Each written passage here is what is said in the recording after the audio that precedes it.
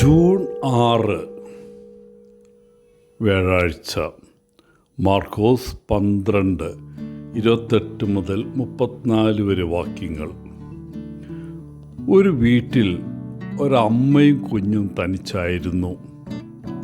അമ്മയ്ക്ക് ഭാവിയെക്കുറിച്ച് ആകാംക്ഷയായിരുന്നു. കുട്ടിയാകട്ടെ ഇരുട്ടിനെ ഭയന്നു. രാത്രി ഉറങ്ങാൻ പോകുമ്പോൾ അമ്മ ലൈറ്റെല്ലാം അണയ്ക്കും. കുട്ടി അമ്മയോട് ചേർന്നിരുന്നു. ചന്ദ്രനിൽ നിന്ന് ഒരു പ്രകാശം വരുന്നത് അവർ കണ്ടു. കുട്ടി ചോദിച്ചു, അതെന്താ? അമ്മ പറഞ്ഞു, അത് ദൈവത്തിൻ്റെ വെളിച്ചമാണ്. ദൈവം തൻ്റെ ലൈറ്റ് ഓഫ് ചെയ്യുമോ? അമ്മ പറഞ്ഞു, ഇല്ല, ദൈവം ഒരിക്കലും തൻ്റെ ലൈറ്റ് ഓഫ് ചെയ്യില്ല. അവനെപ്പോഴും നമ്മോടൊപ്പമുണ്ട്. അപ്പോൾ എനിക്ക് പേടിയില്ല, കുട്ടി പറഞ്ഞു. അമ്മ നൽകിയ ആ ഉറപ്പോടെ കുട്ടി സമാധാനത്തോടെ ഉറങ്ങി. ദൈവം ഒരിക്കലും ഉറങ്ങുകയോ നമ്മിലുള്ള വെളിച്ചം കെടുത്തുകയോ ഇല്ല. ഇന്ന് ഒരു ശാസ്ത്രി യേശുവിനെ സമീപിച്ച് ചോദിക്കുന്നു, എല്ലാ കൽപ്പനകളിലും ആദ്യത്തേത് എന്താണ്? ചെറുപ്പത്തിൽ താൻ പഠിച്ച കാര്യങ്ങൾ സ്വാഭാവികമായും യേശു ഓർത്തു മറുപടി പറഞ്ഞു, കർത്താവും ദൈവവും ഒന്നേയുള്ളൂ. ആ ദൈവത്തെ പൂർണ്ണ ഹൃദയത്തോടും ദേഹിയോടും മനസ്സോടും കൂടെ സ്നേഹിക്കണം. യേശു മുഴുവൻ നിയമങ്ങളെയും ബൈബിളിനെയും ഒരു വാക്കിൽ സംഗ്രഹിക്കുന്നു: സ്നേഹം. നമുക്ക് സ്നേഹമുണ്ടെങ്കിൽ കൂടുതലൊന്നും ആവശ്യമില്ല. അത് ഇല്ല എങ്കിൽ മറ്റെന്തുണ്ടായാലും വലിയ പ്രയോജനമില്ല. നമ്മുടെ ജീവിതത്തിൽ നമ്മുടെ ശ്രദ്ധ വിഭജിക്കപ്പെട്ടേക്കാം. യേശുവിൻ്റെ പ്രസ്താവനയിലെ വെല്ലുവിളി ഇതാണ്: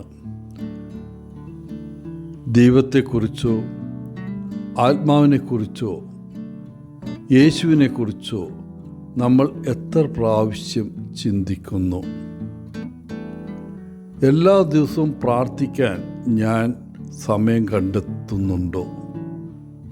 എത്ര പ്രാവശ്യം? ഒരു പ്രാവശ്യം? 2 പ്രാവശ്യം? പല പ്രാവശ്യം? അതോ ഒരിക്കലും സമയമില്ലയോ?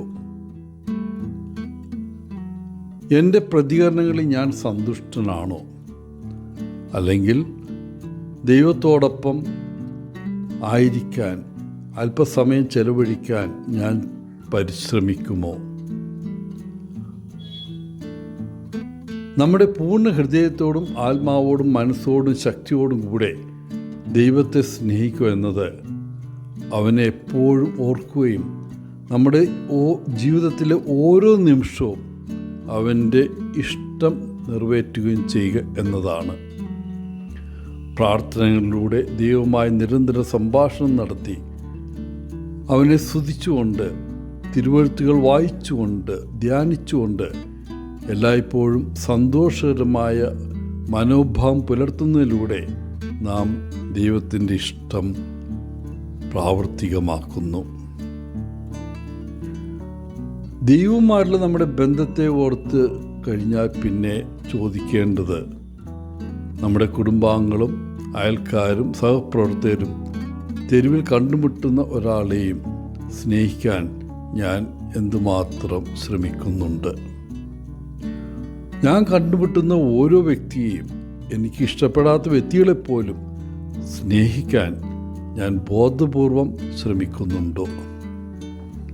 പ്രിയപ്പെട്ടവരെ, ഓരോ ദിവസവും നാം ദൈവത്തോടൊപ്പം ചെലവഴിക്കുന്ന സമയം നാം ദിവസവും കണ്ടുമുട്ടുന്ന ആളുകളെക്കുറിച്ച് കൂടുതൽ ബോധവാന്മാരാക്കാൻ സഹായിക്കും. നമ്മോടുള്ള ദൈവത്തിൻ്റെ സ്നേഹവും ദൈവത്തോടുള്ള നമ്മുടെ സ്നേഹവും നമ്മിൽ നിന്ന് നമ്മൾ ഇടപഴകുകയും ജോലി ചെയ്യുകയും ജീവിക്കുകയും ചെയ്യുന്ന വ്യക്തികളിലേക്കും ആളുകളിലേക്കും ഒഴുകണം.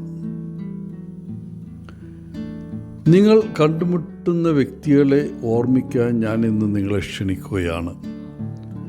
നിങ്ങൾ ഇടപഴകുന്ന ഓരോ വ്യക്തിയോടും സ്നേഹത്തോടെയും ദയോടെയും പെരുമാറാൻ ശ്രമിക്കുക. മറ്റുള്ളവർ നിങ്ങളോട് സ്നേഹവും ദയവും ഉള്ളവരായിരിക്കുമെന്ന് നിങ്ങൾ അപ്പോൾ കണ്ടെത്തിയേക്കാം. സാധാരണ നമ്മൾ ഒരാൾക്ക് ചെയ്യുന്നത് നമുക്ക് തന്നെ തിരിച്ച് ലഭിക്കും. സ്നേഹത്തിൻ്റെ യഥാർത്ഥ അർത്ഥം മനസ്സിലാക്കുന്നത് നമ്മെ ദൈവരാജ്യത്തോട് അടുപ്പിക്കുന്നു. എന്നാൽ നമ്മുടെ ഹൃദയത്തിൽ സ്നേഹം ഉണ്ടായിരിക്കുന്നത് നമ്മെ ദൈവരാജ്യത്തിനകത്തേക്ക് കൊണ്ടുവരുന്നു. സ്നേഹത്തിൻ്റെ അർത്ഥം മനസ്സിലാക്കാൻ മാത്രമല്ല, അതിലും പ്രധാനമായി അത് പ്രയോഗത്തിൽ വരുത്താൻ നമുക്ക് ശ്രമിക്കാം, പ്രാർത്ഥിക്കാം. എല്ലാവർക്കും നല്ലൊരു ദിനം ആശംസിച്ചുകൊണ്ട് ഒത്തിരി സ്നേഹത്തോടെ പോളച്ചൻ CSSR ഫ്രം കേരള.